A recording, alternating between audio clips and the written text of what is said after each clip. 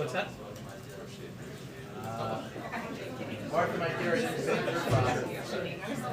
But you're free to find yourself on Mark, did I?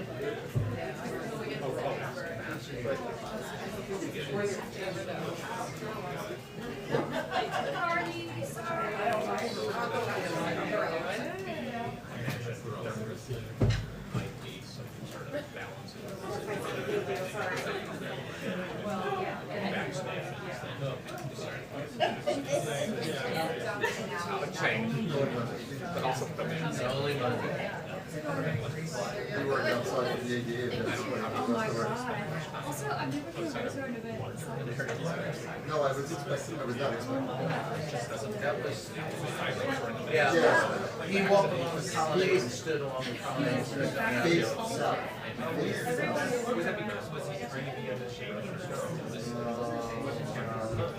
I was in the south. Left that, I suppose, like March.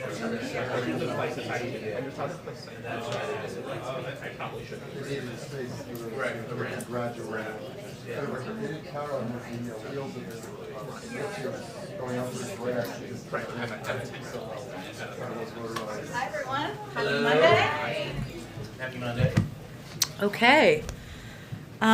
Today I wanted to start by providing a brief note on where we are with our battle against the pandemic at home. First, taking a step back, in December the percentage of Americans willing to get a shot was in the 30s. We now have 70% of almost 70%, I should say, of adult Americans who have been vaccinated. That is a positive step forward, and it is an encouraging sign to us that we can still get more people vaccinated. Where we are today signals we've made pretty incredible progress with our vaccination effort. 60% of adult Americans are fully vaccinated, including 80% of seniors. Nearly 90% of teachers have gotten a shot. 95% plus of physicians have been fully vaccinated. For the second week in a row, last week the 5 states with the highest case rates, Arkansas, Florida, Louisiana, Texas, and California, had a higher rate of people getting newly vaccinated compared to the national average. Again, this is a positive trend.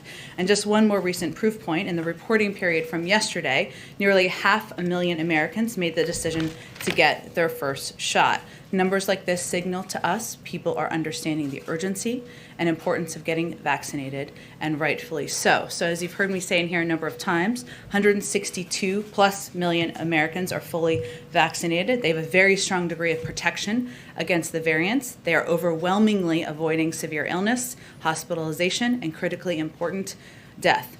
Unvaccinated individuals account for virtually all of the hospitalizations and deaths in the United States, and data out from the United Kingdom, which is experiencing its own surge in cases driven by Delta, showed hospitalization rates down 73% compared to December, when there were nearly identical case rates but almost no vaccinations. And what that means is the vaccinations are protecting people from hospitalizations in the United Kingdom, which is a positive sign. And deaths are down 93%. Further proof that getting fully vaccinated is the best thing anyone can do to protect themselves and those around them. At the same time, we are seeing a significant rise in cases in certain parts of the country and among certain populations, and they're concentrated primarily and overwhelmingly among the unvaccinated. We're hearing, and you all are reporting on stories on those not getting vaccinated. Some of those, like a radio host in Tennessee, are saying from their hospital bed that they plan to be a strong advocate for the vaccine after recovering from severe illness because of COVID. We don't want that to be the breaking point for anyone, but we are seeing that across the country. And so again, the reality is it's preventable. We welcome people's questions around the country about vaccines and their efficacy. We'll be here for people, whatever they want to talk about, as will people in local communities. But I just wanted to provide a quick update with all of your good questions. Amr, go ahead. Thank you. Dr. Fauci said yesterday that recommending that the vaccinated wear masks is under active consideration. I was wondering, where do things stand with that conversation? And then also COVID-related, considering that administration is not moving at the moment to lift the restrictions on travel because of the Delta variant, is the administration wearing broader recommendations on telling Americans, and I know there are some places like the UK, but don't go? Well, first, I would say for any of these recommendations, we are always going to be guided by our North Star, and that is the CDC and our health and medical experts. So, as I said last week, having an active, it would be actually surprising and odd if our health and medical experts were not having an active discussion about how to best protect the American people. And there, of course, is an active discussion about a range of steps that can be taken, as there has been from the first day of this administration. Certainly, the surge in cases among unvaccinated because of the Delta variant prompts even more discussion about what actions can be taken. But we are going to, the CDC looks at data. They look at data across the country in a range of regions across the country. And if they make an assessment, we will, of course, be here to follow their guidance. If I may, just one more on tomorrow. I think it's tomorrow's visit to the ODNI. Yeah. What is the president going there to say, do? Is there any major announcements expected? And how much of this is about also sending a different or contrasting message with the previous president, who sometimes had some comments that were less than flattering about the intelligence community? Sure. Let me just go back to your last question about the travel restrictions, if you don't mind, because I just want to confirm it for those of you. So given where we are today, and I think you've seen this, and those of you who have asked, we've confirmed this with the Delta variant, we will maintain existing travel restrictions at this point for a few reasons. The more transmissible Delta variant is spreading, both here and around the world. Driven by the Delta variant, cases are rising here at home, particularly among those who are unvaccinated, and appear likely to continue in the weeks ahead. And to get to the other part of your question, the CDC just advised Americans against travel to the United Kingdom this past Monday, given the surge in cases. They will evaluate and make recommendations based on health data.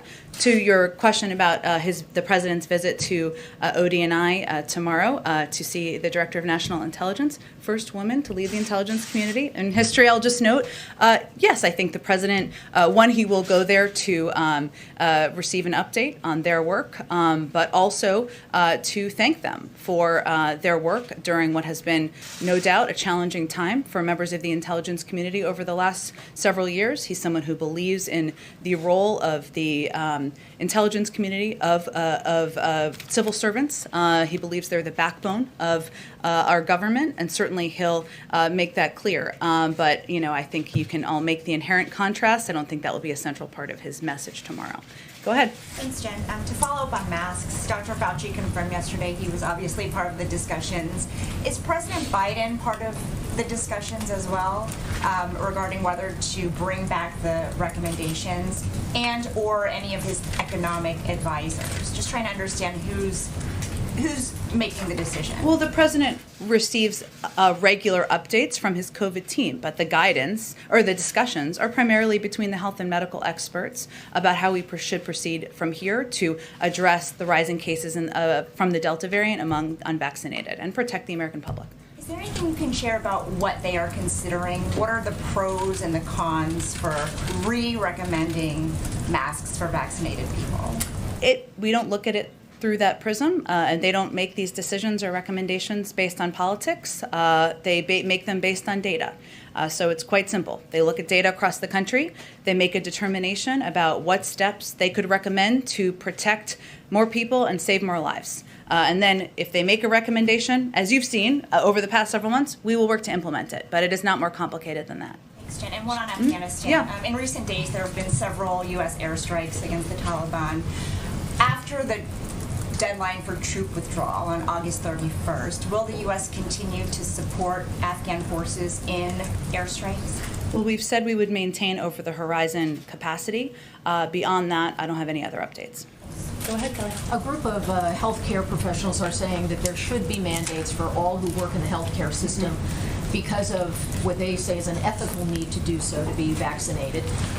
And we see that there are local communities that are bringing mask mandates or recommendations. And so are we at a point where Americans should be looking to professional organizations, businesses, and local officials for guidance on what to do more than the federal government at this point?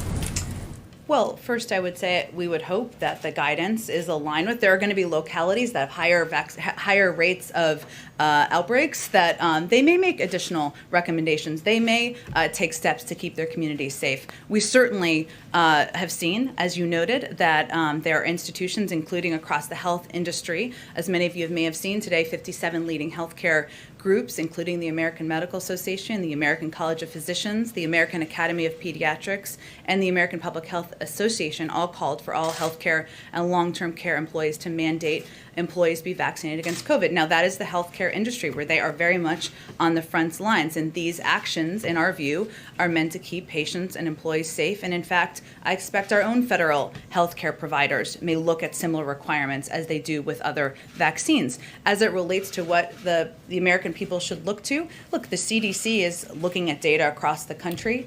They provide broad public health guidance, not based on politics, driven by science and data, and they make updates when they feel it is necessary to make updates, and then localities will apply that. Are you suggesting perhaps the VA would be making a similar recommendation or requirement? Is that what you're hinting at there? Well, I think there'll be more to say in the coming days on that, Kelly. But I will tell you that we certainly believe that that health officials are on the front lines of being vulnerable to getting COVID, and we certainly support these actions by these hospital associations. Does the White House view it as a benefit if employers as varied as the NFL to hospitals are trying to push vaccination? Would that close the gap, in your view, with some of those who have not yet done so for a variety of reasons? I mean, do you see this as another lever that might actually be helpful to the president's goals? It may. And beyond the president's goals, it may save lives, and that's the most important factor in our view. And so we're seeing institutions, healthcare providers, colleges and universities, the NFL implement different approaches and steps to incentivize and increase vaccination rates. The more people are vaccinated, the more the country will be safe. One last one. Do you expect that for air travelers domestically in the United States who've been required to wear masks by FAA regulation for a long time, that's set to expire in September, should we anticipate that that would likely stay in place given the Delta variant? I don't want to get ahead of any guidance by our CDC, but certainly they will continue to provide guidance on masks that keeps more people safe. Go ahead. Thanks, Jen. On COVID, Dr. Fauci says we're going in the wrong direction. Whose fault is that? Well, I would say first what he was referring to is the fact that because there is still a large population of people in this country who are unvaccinated, and we have the most transmissible variant that we've seen since the beginning of the pandemic, that more people are getting sick with COVID. And those numbers are not moving in the right direction. I think that's accurate, and you can see it by data. Okay, and then on crime, it has been more than a month since the president announced his comprehensive strategy to prevent and respond to gun crime and ensure public safety. This weekend in Chicago, 73 people were shot, 11 of them were killed. Does the president think his strategy is working? Well, I think you and I both know that when there's been rising crime rates across the country, including Chicago, for 18 months or more, that unfortunately it's not going to turn on a dime.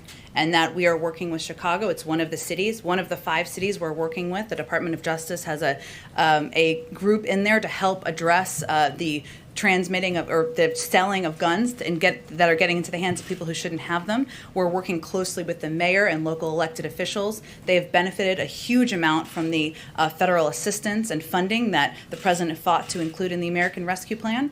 And what our hope is that we can work in partnership to bring crime down, save more people. In cities like Chicago, we know gun violence is a big driver of that. And after a couple shootings here in D.C. last week, the chief of police blamed some of the crime on marijuana dealers. He said he knows the people know that marijuana laws have loosened up. Does the White House think that it may be time to get tougher on marijuana? I think as we look to the crime that has been happening in D.C., again, one of the cities where we've seen rising violence over the past year and a half, one where we're working in close partnership through both the DOJ gun trafficking strike forces and as well as our community violence intervention collaborative. We're looking to address a range of causes, but working in close partnership with the mayor and police, local police, to bring crime down in our city. Go ahead. Thanks, Jen.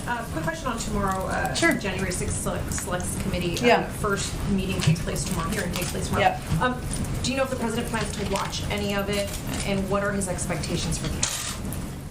Well, I think first the president has called for, as you know, a full and independent investigation into the events of January 6th, and he continues to support Speaker Pelosi's leadership of that work, including her decision to appoint Republican members who are similarly committed to this objective. So in his view, in our view, tomorrow's hearing will be an opportunity to hear firsthand from the men and women in the Capitol Police and the Metropolitan Police Department who bravely protected our Capitol on that day. His goal is the same goal that Speaker Pelosi has, which is to get to the bottom of what happened and prevent it from happening in the future. And he trusts her leadership to do exactly that. Will he be watching any of the hearings? Well, as you know, he typically has quite a packed schedule. He does catch news clips. Sometimes all of you are featured in them, and I'm sure he will be kept abreast of the hearings and the work that's happening on the Hill tomorrow. And then a follow-up on COVID. We're hearing from health experts who are increasingly voicing their concern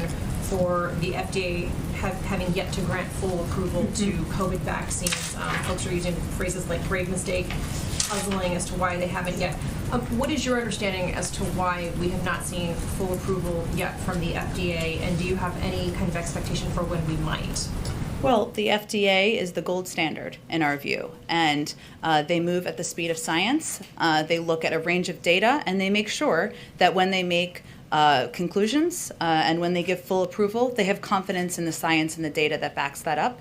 It wouldn't be responsible to expedite that process at a faster speed than the science and data allows. Certainly everyone is eager. As the mother of 2 children under 12 myself, I would love to have vaccines approved so I can get my kids vaccinated. We understand that completely and understand the desire to have full approval, of course, as well. We're hopeful to see that in the coming months, as I was going to call him Secretary Fauci, as Dr. Fauci has said. But again, we rely on them to determine their own timeline. Coming months does the White House believe that we could be losing valuable time in waiting for full approval if this is what's keeping so many folks from getting vaccinated at this point? Well, again, I think what's most important is that the FDA maintains itself as the gold standard in approving use of vaccines for approval. And the fact that they are always going to be driven by the speed of science. They're going to have extensive data they look into. They're going to have the best health and medical experts making that conclusion. That will maintain confidence over the long term. Of course, we all want to see vaccines fully approved, vaccines for kids under 12. I think most Americans would say that, but it's important they move at their own speed and the speed of the scientists. Go ahead. On an international issue, I wanted to ask you about Tunisia. Sure. The president has dismissed the parliament, most of the government, and it's been denounced by multiple parties as a coup. Does the White House see that as a coup and have any reaction to what's happening there?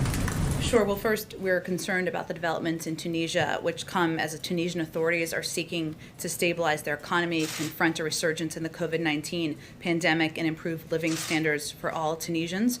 We are in touch at a senior level from both the White House and the State Department with Tunisian leaders to learn more about the situation, urge calm, and support Tunisian efforts to move forward in line with democratic principles. As you know, and as you just asked about, there have been a lot of developments even over the last 24 hours. A legal determination about a coup, a determination about a coup is a legal determination, and we would look to the State Department to conduct a legal analysis before making a determination. So there hasn't been a conclusion on that front. Okay, and then I just wanted to ask about the embassy in Tunis, which handles a lot of business for the region, including Libya, et cetera. Any changes as far as operations there? I've not been made aware of changes, but again, that would be a decision made by the State Department based on their diplomatic security advice on the ground. But so I would send you to them for any. Okay, and then just on a different issue, with people talking about COVID and what some of the impacts of this new surge that we're seeing are going to be, there might be some economic impacts. We've seen some Wall Street banks bring down their forecast for what GDP growth is going to look like for this year. If that continues to be an issue, would the White House consider more stimulus of the type that we saw earlier this year, $1,400 checks, et cetera? Well, I think an important piece to note for all of you is that the way the American Rescue Plan was designed was for it to have lasting effects that would go over the series of several months far beyond the initial months of implementation. So there are components of the American Rescue Plan that are still being implemented that will still be implemented for months to come. That's a lesson we've learned from the past about how people will need assistance for a longer period of time than just a short window. I'd also note that there are areas, we've seen obviously data in the housing market, right, where there are there's an impact, an economic impact is on people being able to stay in rental properties or in their homes. There are areas of continued implementation. I think you're familiar with these, but I'll just note them, including on the forbearance program that we have implemented in recent months, where people will be able to apply. I'm just using this as an example because I think housing and being able to stay in your house is a big impact of the economy. People can still apply through the end of September and still benefit from forbearance for 6 months following and then even longer. So point is, there are a number of programs, the child tax credit, which as you know, we started implementing in monthly checks, but there's still going to be a benefit through to next year, that are part of the American Rescue Plan that we will continue to implement. I would also say that when it comes to the economy, there's no significant signs, according to our economists at this point, that the Delta variant impact across the country. We'd expect that much of any economic impact would be felt in the communities with lower vaccination rates. That's why we're doubling down on our efforts to ensure we're reaching Americans with the vaccine where they are. And that's one of the notes that I think our Secretary of Commerce made last week as well. One of the biggest, most important steps people can take is to get vaccinated. One very quick one about the meetings that Wendy Sherman has been having in China. I know that both sides basically came out of those meetings saying that there were disagreements. What does that tell us about the possibility for some kind of talks between Xi and Biden? I mean, you kind of set this template that, with Russia, that even if you have disagreements, you're going to still have meetings at the highest level. So where does that stand, and do you still see that as possible or likely? Well, first let me say, broadly speaking, as it relates to diplomacy, that is how we feel. And it was important for Deputy Secretary Sherman to go to Beijing and have these meetings because we think it's important for us to say directly to the Chinese officials in private what we say in public. It's in our interest to be very clear to Beijing about where we stand and explain our concerns in detail. And our philosophy is that we should not avoid hard topics. And they are certainly a part of any discussion we have diplomatically. There are areas where we have concern. We're very straightforward about, whether it's the crackdown on Hong Kong, ongoing genocide and crimes against humanity in Xinjiang, abuses in Tibet, curtailing of media access. There are also areas where we might align: the climate crisis, counter-narcotics, non-proliferation, regional concerns, including DPRK, Iran, Afghanistan, and Burma. The topic of, the president continues to believe in face-to-face diplomacy. That is something he has long been an advocate for, and we expect there will be some opportunity to engage at some point, but it did not come up in the context of these meetings, and that was not the purpose of these meetings. Go ahead, Caitlin, and I'll go to you, Mike, next, and then we'll go around the room. 2 questions for you. One, does the president favor restrictions for unvaccinated people when it comes to restaurants, museums, concerts?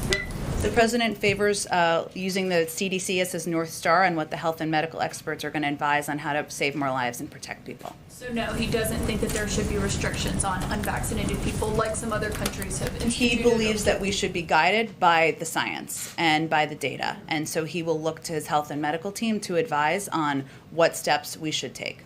And on Iraq, what will the number of U.S. forces be by the end of this year, given the drawdown that you're going to confirm today?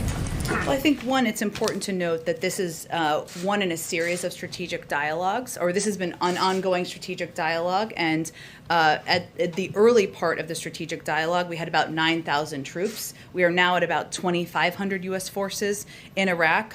We are there, of course, at Iraq's invitation to improve the capacity of Iraq's security forces and help them in the fight against ISIS. But the real announcement today, or real news today, I should say, is about a change of mission. And the numbers will be driven by what is needed for the mission over time. So it is more about moving to a more advising and training capacity from what we have had over the last several years. Right, but regardless of the title and what their mission is, what's the number that we expect to be there by December, given it's by the end of the year? Well, I would just say the most important part is that it is a change in mission, and that the mission is changing in Iraq, and that it will be driven by what is needed for the mission. So I'm not going to give you operational, nor will I have operational details. I would point you to the Department of Defense on that. But the first step is the change in mission, the end of combat, of a combat role in Iraq, and moving to a more of a train, advise, and assist role. That is what the Iraqi leadership has conveyed they want to see on the ground. Go ahead. Two COVID-related questions. One on mandates, which we're seeing, obviously, as folks have said already here, more kinds of places embrace, whether they be local authorities or businesses or colleges and universities. How much does the president and do the people around the president fear that his weighing in more heavily to embrace mandates by these other institutions, or even mandates that the federal government could impose on the military or federal workers or what have you? How much do you fear that actually inflames the culture war and is counterproductive, and that people will harden their opposition to the idea of taking a vaccination because the president is the president and is part, and sort of the more he weighs in, that it actually is counterproductive?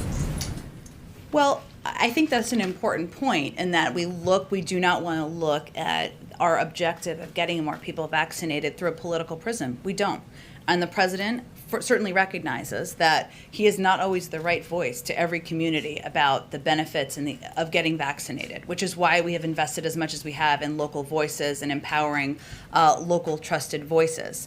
I would say, though, that mandates, as is evidenced by the hospital associations, those are meant to keep people safe across the country. We're not going to judge our success here by whether we score political points. We're going to judge it by whether we are able to save more lives. And if the health and medical experts suggest that's the right way to go, then we will support that. Okay, and then on the travel, the extension of the travel bans, is it an indefinite extension at this point? Is there an end date? And given the concern about Delta that is leading the United States to keep those in place for now, does that suggest that Title 42 and the use of Title 42 at the southern border is equally likely to be extended, at least for now, given the same concerns with the Delta virus, both here and abroad? Well, nothing is indefinite, because obviously our objective is to defeat the virus. So no, but I don't have a timeline to predict for you, because it's all about what success we have at getting more people vaccinated, getting more vaccines out to the world, and fighting the virus. We have never conveyed or announced a timeline for Title 42, so nothing has changed in that regard. It remains in place, and it will remain in place as long as that is the guidance from our health and medical experts. Go ahead. I have two questions. On infrastructure, there's a pretty robust blame game already going on this morning over the... 'Tis the season. over the negotiations going awry. So I'm wondering if the White House is concerned that the negotiators will not finalize a deal soon, and how much time is President Biden willing to give these negotiators, considering we're on a pretty tight timetable?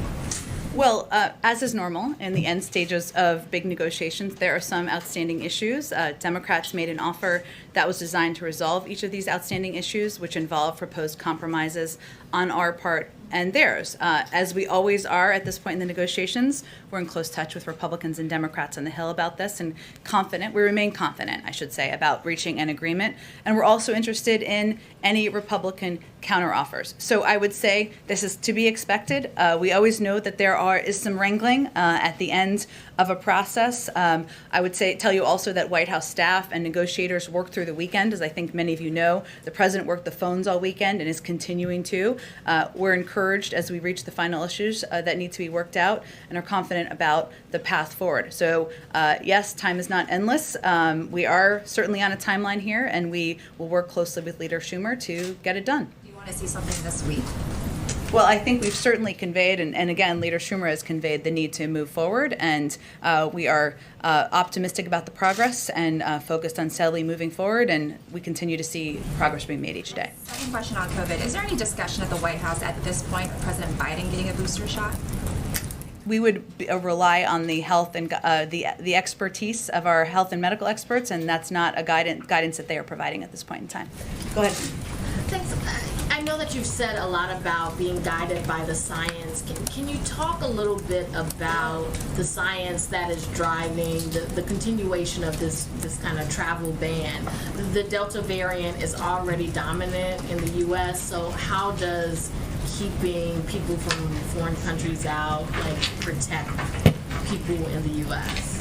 Well, again, I'm not a doctor or medical expert. I think that that would best be posed to a member of the CDC or one of our doctors. But I think their decision was made based on the fact that the Delta variant is more transmissible and is spreading around the world. Yes, it is the dominant variant here in the United States. That doesn't mean that having more people who have the Delta variant is the right step. And also we see cases rising here at home, particularly among those who are unvaccinated. And again, they base their decisions on data, on health and medical expertise, and on a consideration of a range of factors, including keeping the American people safe. And the scientists who are making these decisions are medical experts. It's the CDC that is making the decision. Who is making these decisions? Yes. Yeah. I just want to make sure. And also on a separate issue, when it comes to the issues of voting rights, police reform, there are civil rights groups, voting rights groups that are expressing frustration with the White House. They feel like it is not getting the priority that they feel like it should be, especially because of the rhetoric that has come from the president saying that this is, that these issues are, taking the country back, and that these are really some of the biggest issues since the Civil War, and yet they feel like there has not been movement and pressure to get something done, concrete, tangible, to get something done from the White House. What is your response to that frustration? I would say the president is also frustrated. He wants to sign a voting rights bill into law. He wants to sign police reform into law. He believes both are long overdue.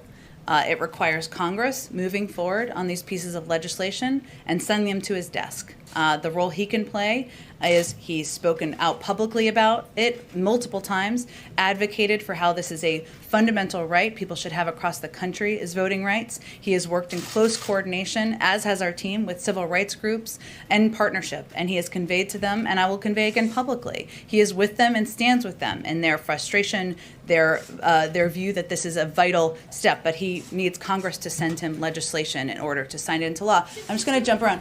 Go ahead. Hi. Jen, what's it? Oh, no, sorry, I was going right here. They're Nadia. Go ahead. Thank you, Jen. On Iraq, a senior White House official said that this strategic dialogue with Iraq is going to be the final one.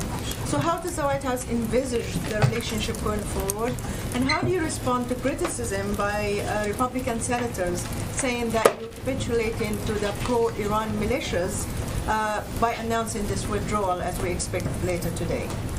Well, I think we feel this is a natural next step in these ongoing strategic dialogues, and that we are moving to a phase not where we are ending our partnership. We are maintaining a presence in Iraq with a different mission. In coordination with leadership of course, the Iraqi leadership, and one where we feel we can continue to be quite constructive in fighting ISIS and fighting the dangerous threats from Iranian proxies. So this is a shift in mission. It is not a removal of our partnership or our presence or our close engagement with Iraqi leaders. Jen, go ahead. Why has the president not nominated someone for FDA commissioner yet? He is certainly eager to nominate someone. He wants to make sure we have the right person to nominate, and he's not going to do it at a pace faster than having the right person to put forward. And has the White House had any additional staffers test positive for COVID-19? I think, again, our policy, just to reiterate it, which we announced last week, is that if there's an individual who has close proximity to any of the four principles as defined by the White House Medical Unit in line with CDC guidelines on what that looks like, we will then make that information available and immediately public to all of you. So that has not been the case since we announced that policy, no. And then just real quick, I know we've asked you a number of times about the mask recommendation for the vaccinated, and I know you have said an overwhelming majority of the cases are in people who are vaccinated or who are unvaccinated. But what is the level of concern about infections in people who are vaccinated? Because we keep hearing reports of vaccinated people. Hospitals say that they're seeing patients who are vaccinated coming in. What is the level of concern in the administration? Well, again, I think we all have a responsibility to be very clear about the data and what it says and what it does not say. 97% of hospitalizations are with people who are unvaccinated. That remains the case. The data from the health and medical experts still continues to be that if you are vaccinated, you are protected, and it's very, very unlikely that you will get sick, you will get hospitalized as a result of getting a breakthrough case. That remains the case in data. Of course, there are individual cases. We expect there to be breakthrough cases. We know there will be. More people who are vaccinated, the more as a percentage of individuals who are vaccinated who will get COVID. But the most important thing is that people are across the country largely protected from serious illness if they're vaccinated. Can I just one quick follow-up? So the 97% number, so the CDC said that is from January to April. So that's a bit of an outdated number when you look at how many people have been vaccinated since then and the Delta variant. So why isn't there any more updated information coming from the CDC about what the risk is now to people who are vaccinated? I can certainly see what their cycles of data is. We rely on data across the country. We don't rely on individual anecdotal cases that are reported because sometimes they scare the public without being based on broad swaths of information that the public should look at and look at the whole assessment of. And I think you've seen across the country, again, that and hospital leaders have said this too, that the number of cases of people who are coming in, the vast, vast majority are people who are not vaccinated. That continues to be the case from hospital systems across the country, but I'm certainly happy to see if there's more updated data that is available or when it might be available too. Go ahead, Steve. Jen, I want to go back to this question about vaccine mandates. Has it been determined here that it would be inappropriate or illegal for the president to require federal employees, civilian or military, to be vaccinated? It hasn't been determined that it would be illegal, no, but we have not made a determination about that, no. So why not? I mean, the president today referred to the federal government as a model employer. It's the largest single employer of Americans, civilian and military put together. Why couldn't the federal government demonstrate to the country that model that you're talking about encouraging in the private sector? Well, Steve, it is certainly prudent for the federal government to be looking at any steps, just like any employer is, to your point, of how we can incentivize people getting vaccinated, protect more people, save more lives. I just don't have anything to preview for you at this point in time. Go ahead. Thank you, Jen. Does the administration view vaccine misinformation as a national security threat? And on top of that, is there any indication that there are malactors that are feeding misinformation in vaccines? I've talked about this a little bit in the past. I'm not going to give it a new label, but what I will tell you and reiterate is that certainly misinformation is a factor. It travels through a range of mediums, some on social media, some on media, some through elected officials or public voices, unfortunately. And sometimes all of those pieces are connected to each other. That is a concern, a significant concern for us. Hence, we've spoken out against that. What was the last part of your question? I wanted to know if the administration had seen the fingerprints of any kind of malactor, such as Vladimir Putin, feeding this misinformation. I've said, I think maybe last week or the week before, that we did see some elements of misinformation around the effectiveness of mRNA vaccines previously from foreign actors, but I don't think we have a broader assessment than that at this point. And also, I wanted to ask you about the OMB director. Does the administration have any potential nominee to? I know there's a lot of interest. I don't have any updates for you on that one. Go ahead. Yes, Jen. Wondering if you have any update for U.S. citizens overseas that have been patiently waiting to get vaccinated. Mm-hmm. Do you suggest they fly back to the United States, or should they wait in the countries they're living in? Will the embassies be doing anything more to assist them? or vaccines that have been donated to countries, should Yeah. a portion of those be allocated for Americans?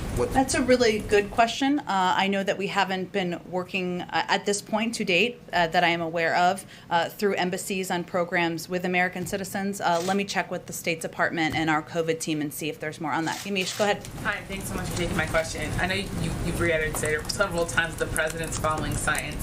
Can you talk a bit about whether or not he's concerned at all that the CDC might be taking too long to issue new mask mandates or even vaccine mandates now that we see cities like New York issuing vaccine mandates?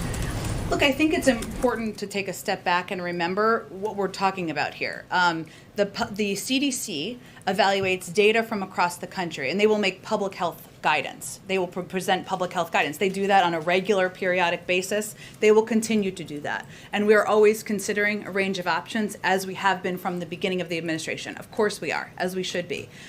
They do not make laws. It is the guidance currently that if you are not vaccinated, you should wear a mask.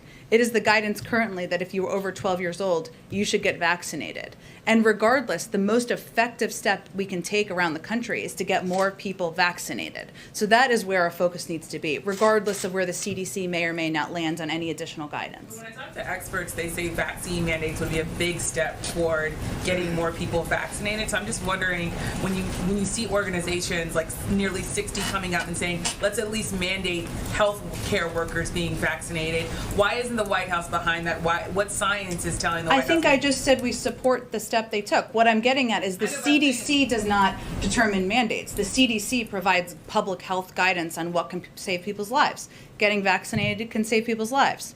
So would it be fair to say then, I guess what my question is, does the White House at all see itself standing up, and maybe this is what you're saying now, yes, there should be mandates specifically for healthcare workers or teachers or municipal workers. Does the White House see that as a role that it should be taking in? Is there any danger in not doing that? I think I just said a few minutes ago that we support the step of hospitals, and that was a guide and could be a guide for us on what to do with our own healthcare workforce here from the federal government, just to give you kind of a sense.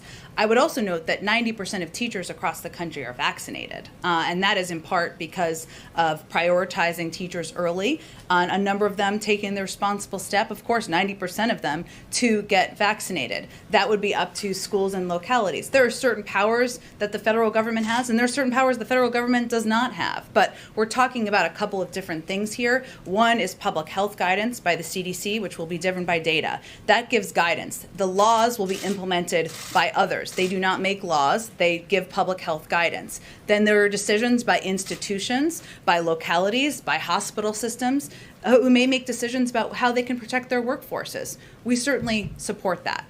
Actually, one quick thing on January 6th. Sure. I know you said that the president's going to obviously be busy tomorrow, but could you talk a little bit more about what the president thinks about these 4 Capitol police officers testifying before this committee? And does he have anybody else that he wants to see possibly testify if his goal is the same as Speaker Pelosi, as you said?